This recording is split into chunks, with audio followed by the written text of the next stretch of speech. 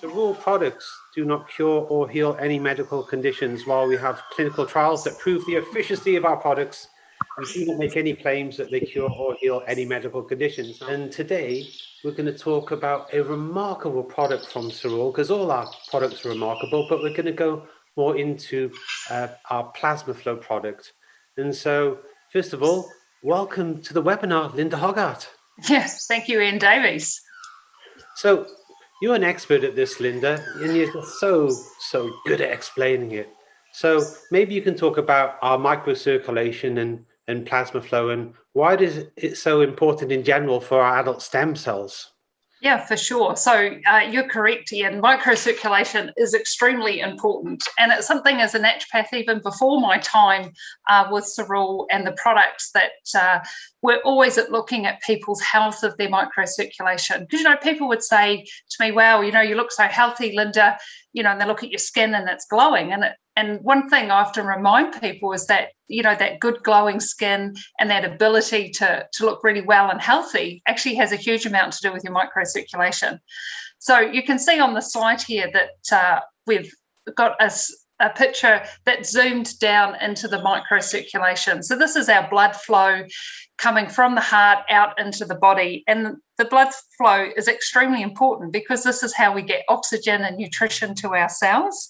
And then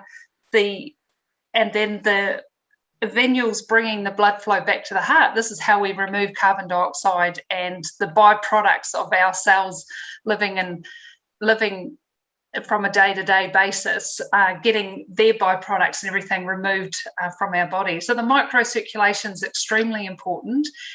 And I also like to sort of think about how the microcirculation is also providing, so much life force and flow into the body. So Mark's just going to point out there's a point in the middle of the microcirculation where it goes from red to blue. And this is one of the things that's really important when we're talking about adult stem cells. And that's because this juncture where Mark has his cursor, this is the point where our adult stem cells can migrate out from our microcirculation into the individual cells of the body. And you'll see in the background of the picture, there are the individual cells of our body. So remember, we are an amazing conglomerate of 50 trillion cells, all organised to function. And what's really remarkable and very necessary is that no two cells the microcirculation is no further than 2 cells away anywhere in the body, because you've got to think each of those cells needs to be able to get nutrition and remove its toxicity. And so when we're talking about getting our adult stem cells into our circulation, we know exactly how to do that. If we want, it's happening all the time. It's a natural process.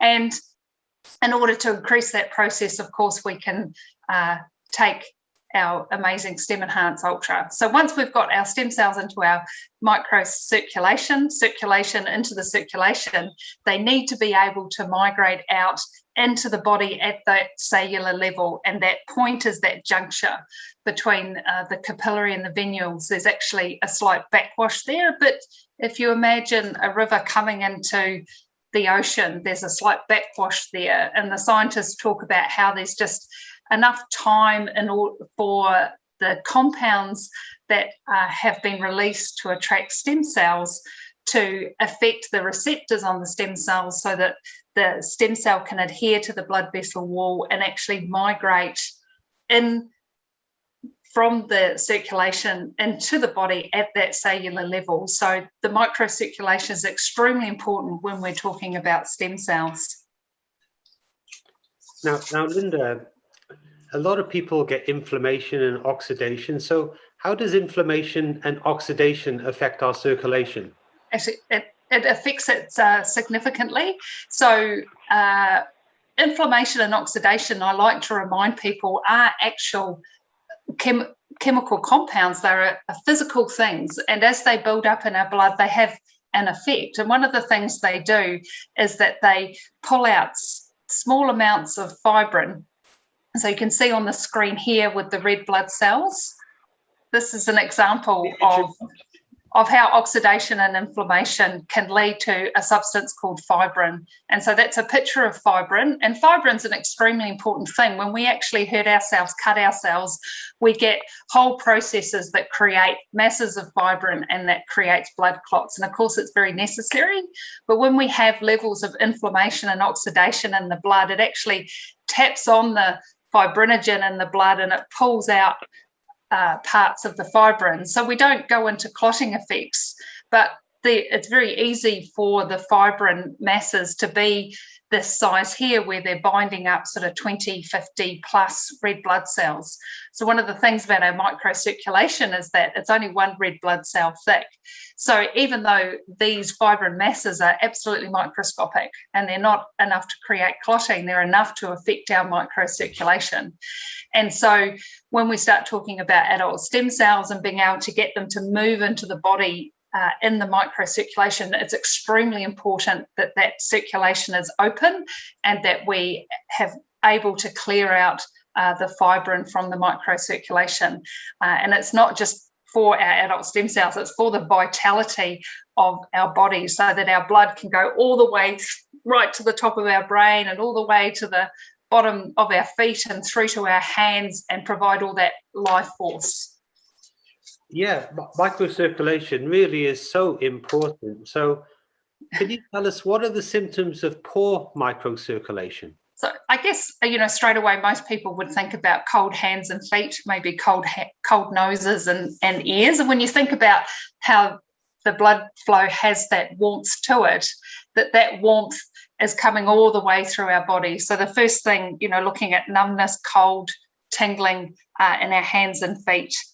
And then, potentially swelling, sometimes excessive swelling, people need to look at other things going on in their body. But, general swelling in the feet, ankles and legs sometimes is just that circulation not coming back up to the heart. And remember, the other thing I like to really remind people about their microcirculation, it's essential for your brain. No two cells, the circulation's not further than 2 cells away. And so you can imagine your brain with all its millions of cells needing all that microcirculation so it can get fuel and nutrition, which it uses heaps. So hence, one of the symptoms can be memory loss and difficulty concentrating. Of course, there's many reasons why that can occur, but for a lot of people, the better they get their circulation, the better that all functions as well. And of course, it can be related to fatigue and joint and muscle cramping, changes in skin colour. So, of course, when your microcirculation is open, your skin has a real kind of glow and good life force and colour to it.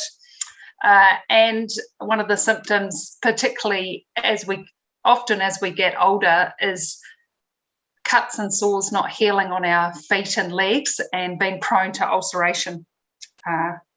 And the other thing I was reminded of in some reading this morning is also about digestive issues. For some people, the digestive system has a massive requirement for blood flow. That's why sometimes, when we kind of eat a lot, you can almost feel like the blood draining from your body, and it's all going to your digestive system to create that support and vigorousness. So there were some of the things to think about in regards to microcirculation and what it starts to affect and the symptoms we see when it's not optimal. So